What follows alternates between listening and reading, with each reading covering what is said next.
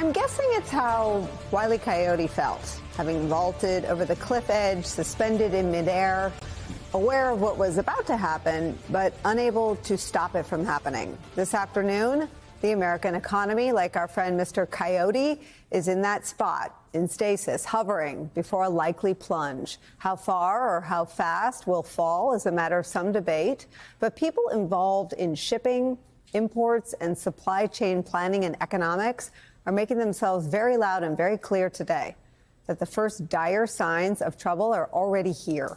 Consider the sheer drop in volume among imports this afternoon, stuff coming into our country. Gene Soroka, executive director of the Port of Los Angeles, suggesting arrivals could drop by 35% this week or next, as shipments out of China have, quote, essentially ceased. Beyond the effect this will inevitably have on the price and availability of lots of things, there are downstream effects on the entire economy as well. Watch. How much are you going to see a real decline in dock workers if this goes on? Yeah, this is the question. So the trucker hauling 4 or 5 containers today, next week, she probably hauls 2 or 3. The dock workers are no longer going to see overtime and double shifts. They're going to probably work less than a traditional work week, starting right off the bat. Every 4 containers mean a job. So when we start dialing this back, it's less job opportunities. And what happens if we get a deal? If we get a deal, it's going to take about a month. Let me walk you through that real quick. About 2 weeks to get the ships repositioned around these major ports, from Qingdao to Shanghai to Xiamen, load up all those containers, and then another 2 weeks to steam across the Pacific to get to us. This is important because now we're talking about spring and summer fashion. So we're kind of at a crux here that we've got to have something pretty quick. This is where we are. And as the American people prepare for that scenario, best case scenario, if we have a deal right now, is a month. Donald Trump's approach appears to be, what are you complaining about? No big deal. He said so much in an interview with our colleague Kristen Welker on Meet the Press, where Trump dismissed a number of concerns. Some prices are going up, tires, strollers, some clothing in the wake of your tariffs. Excuse me, that's peanuts compared to energy. Energy is 60% of the cost. But, sir, you campaigned on a promise to bring prices down on day Well, I don't know. When you say strollers are going up, what kind of a thing? I'm saying that gasoline is going down. Gasoline is thousands of times more important than a stroller someplace. But what do you say to Americans who say they voted for you because they want and they need relief right now? And they're getting it. Right now? What about those even mortgage rates? different items I just Mortgage mentioned? rates are going down, despite the fact that we have a stubborn Fed. But you said even dolls could cost a couple bucks more. Maybe they might, but you don't need to have, as I said, $35. You can have 2, 3, 4 and save a lot of money. We don't need to feed the beast. I guess you're talking about this transition cost. How long should people expect that transition to last, Mr. President? I can't tell you that. I can tell you that we're making a lot of money. We're doing great.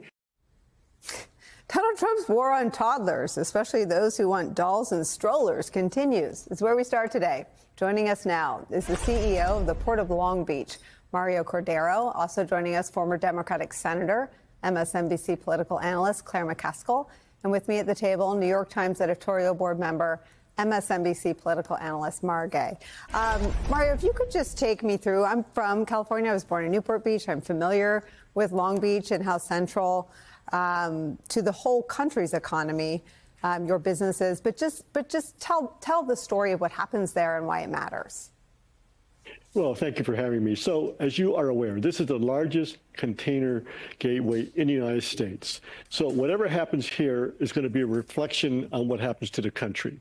So what is happening now, after Long Beach being the #1 port in containerized cargo for the first quarter of 2025, we are looking to a 35 or even a 40% reduction. And let me give you a number to support that. This week, ordinarily we would expect 17 vessel calls. Right now, the number looks like 3. So it's more than a 50% reduction. So we've seen the impact we've seen the impact on Wall Street the last several weeks. Now we're going to start seeing the impact on Main Street.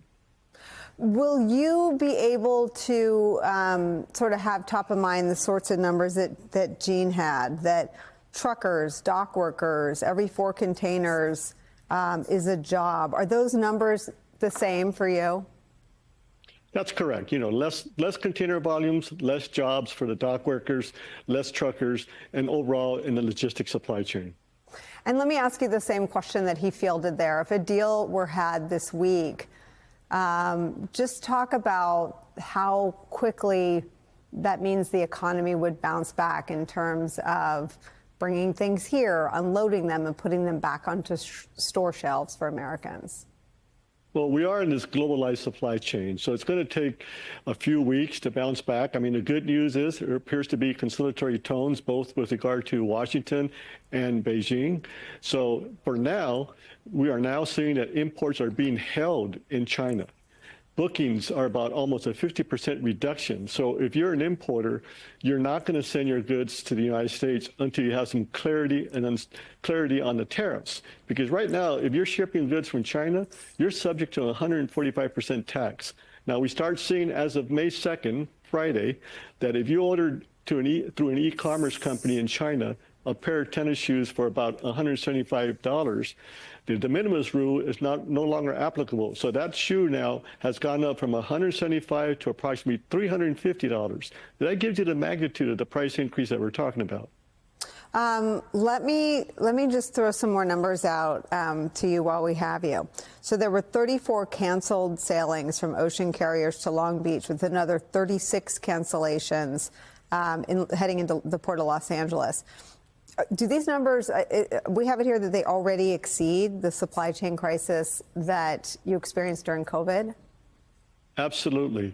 You know, between the two ports at this complex, we've had 70 canceled sailings, and that number exceeds the worst scenario in the COVID crisis. Do your goods make their way, you know, how far across the country? I mean, how many consumers are impacted by that drop-off?